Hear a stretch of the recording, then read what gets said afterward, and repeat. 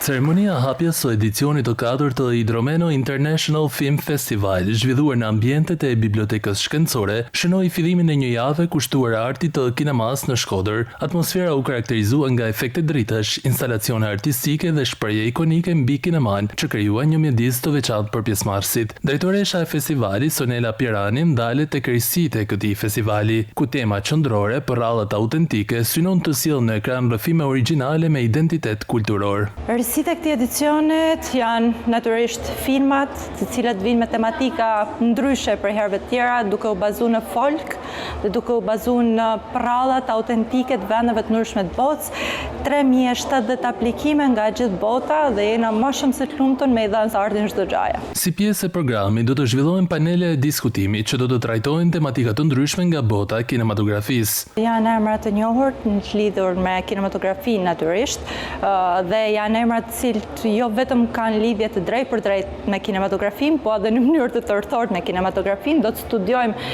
si industrinë e filmit, ashtu edhe kinematografinë vetvete. Gjatë javës së festivalit do të shfaqen rreth 70 filma nga vende të ndryshme të botës, ndërsa në mbyllje juria do të vlerësojë me çmime realizimet më të mira, duke përmbyllur një tjetër kapitull të rëndësishëm të Hidromeno Film Festival.